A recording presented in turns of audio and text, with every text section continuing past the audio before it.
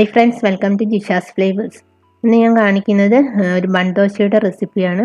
ഇത് ഇൻസ്റ്റൻ്റ് ആയിട്ടുള്ള ഒരു ബൺ ദോശയാണ്. റവ വെച്ചിട്ടാണ് നമ്മൾ ഈ ഒരു ബൺ ദോശ തയ്യാറാക്കുന്നത്. അപ്പോൾ നമുക്കിത് എങ്ങനെയാണ് ഉണ്ടാക്കുന്നത് നോക്കാം.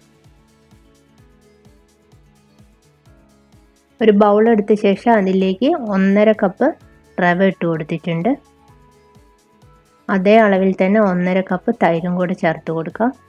അധികം പുളിയില്ലാത്ത തൈര് ചേർത്ത് കൊടുക്കണം. അതിനുശേഷം നന്നായിട്ടൊന്ന് മിക്സ് ചെയ്തെടുക്കുക. വെള്ളം ഒഴിച്ചതിന് ശേഷം ഒന്നുകൂടെ നന്നായിട്ട് മിക്സ് ചെയ്തെടുക്കാം.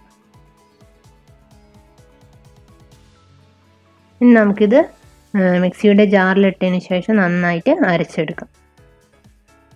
അരച്ച മാവ് ഞാൻ ബൗളിലേക്ക് തന്നെ ഒഴിച്ചു കൊടുത്തിട്ടുണ്ട്. ഇനി നമുക്കിതിലേക്ക് ആവശ്യത്തിനുള്ള ഉപ്പ് ചേർത്ത് കൊടുക്കാം.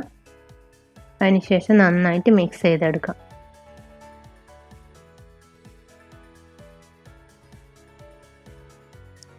ഇനി ഒരു പാൻ വെച്ചതിന് ശേഷം അതിലേക്ക് വെളിച്ചെണ്ണ ഒഴിച്ചു കൊടുത്തിട്ടുണ്ട്. വെളിച്ചെണ്ണ നന്നായിട്ട് ചൂടായി വരുമ്പോൾ ഒരു 1/2 ടീസ്പൂൺ കടുക് ചേർത്ത് കൊടുക്കാം. അതേ അളവിൽ തന്നെ ഒരു 1/2 ടീസ്പൂൺ നല്ല ജീരകം ചേർക്കാം. 1/2 ടീസ്പൂൺ കടലപ്പരിപ്പും 1/2 ടീസ്പൂൺ ഉഴുന്നുപരിപ്പും കൂടെ ചേർത്ത് കൊടുക്കുന്നുണ്ട്. 1-2 വറ്റൽമുളക് ചേർത്ത് കൊടുക്കാം. ആവശ്യത്തിനുള്ള കറിവേപ്പില കൂടെ ചേർത്ത് നന്നായിട്ടൊന്ന് മൂപ്പിച്ചെടുക്കാം. ഇത് നന്നായിട്ടൊന്ന് തണുക്കട്ടെ. തണുത്തതിന് ശേഷം നമ്മൾ തയ്യാറാക്കി വെച്ച മാവിലേക്ക് ചേർത്ത് കൊടുക്കും. ഇനി നമുക്ക് നന്നായിട്ട് മിക്സ് ചെയ്തെടുക്കാം.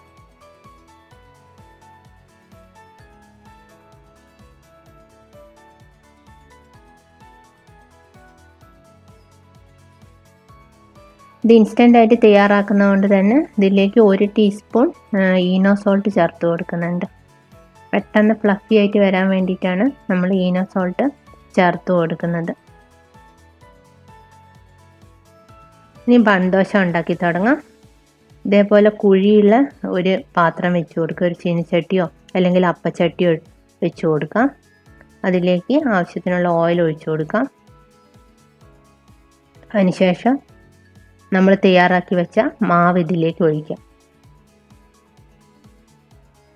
ഒരു മൂടി വെച്ചത് മൂടി വയ്ക്കാം. ലോ ടു മീഡിയം ഫ്ലെയിമിൽ വെച്ചിട്ട് വേണം ഇത് കുക്ക് ചെയ്തെടുക്കാൻ. ഒരു സൈഡ് ആയതിനു ശേഷം തിരിച്ചിട്ട് കൊടുക്കാം. നമ്മളിതിൽ ഈനോ സോൾട്ട് ചേർത്തുകൊണ്ട് തന്നെ ഇത് ഇൻസ്റ്റൻ്റ് ആയിട്ട് നമ്മൾ ചേർത്ത ഉടനെ തന്നെ നമുക്ക് ഉണ്ടാക്കാം. ഇപ്പോൾ 2 സൈഡ് നന്നായിട്ടായിട്ടുണ്ട്. അപ്പോൾ ആദ്യത്തെ ബൺ ദോശ ഇവിടെ റെഡി ആയിട്ടുണ്ട്. ഇതേപോലെ തന്നെ ബാക്കിയുള്ളത് നമുക്ക് ഉണ്ടാക്കിയെടുക്കാം.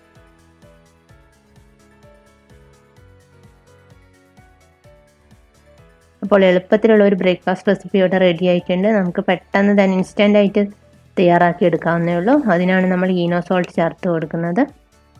അപ്പോൾ എല്ലാവരും ട്രൈ ചെയ്ത് നോക്കാം. നമ്മൾ സാധാരണ ദോശ കഴിക്കുന്നത് പോലെ തന്നെ ചട്നിയോടൊപ്പം കഴിക്കാവുന്നതാണ്. നല്ല ടേസ്റ്റാണ്. കുട്ടികൾക്കൊക്കെ നന്നായിട്ട് ഇഷ്ടപ്പെടും. എല്ലാവരും ട്രൈ ചെയ്ത് നോക്കുക. മറ്റൊരു നല്ല റെസിപ്പിയുമായി അടുത്ത വീഡിയോയിൽ കാണാം. താങ്ക്